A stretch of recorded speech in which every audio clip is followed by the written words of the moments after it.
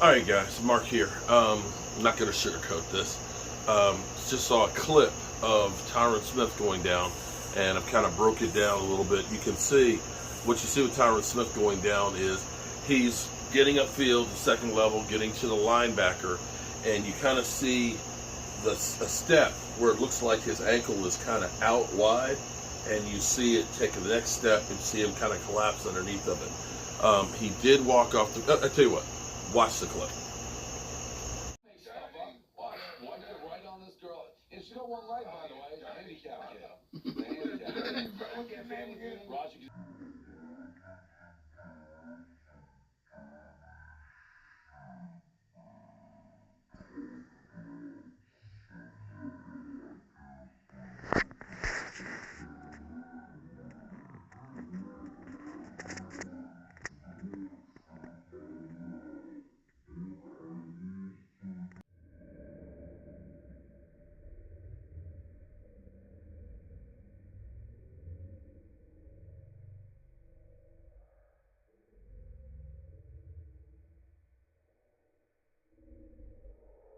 Okay, so the big guy walked off the field gingerly with trainers, went into the locker room inside. No word exactly how bad it is. We know that he has been having some issues with this ankle through training camp thus far.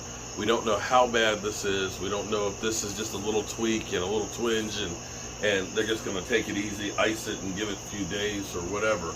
But this is getting to be worrisome right now, because if it's been bothering him now for a couple of weeks now, this is 2 weeks, and going through it here in practice and tweaking it again, this could be one of those lingering issues that kind of goes on. Tyron Smith, the first half of the season, was incredible, but once he ended up getting hurt, he was still good, but he was not the same player that he was. And the problem is you didn't know when you could count on him and when you couldn't.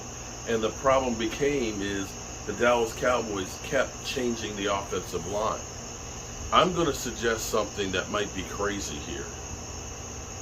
Maybe at this point, what you may be needing to do is you may need to be looking at Tyron Smith becoming a swing tackle right now. I'm being honest on this one, because we need to get some guys coached up that we can have that truly can play tackle. And that may be that we need to go ahead and start playing Tyler Smith at tackle.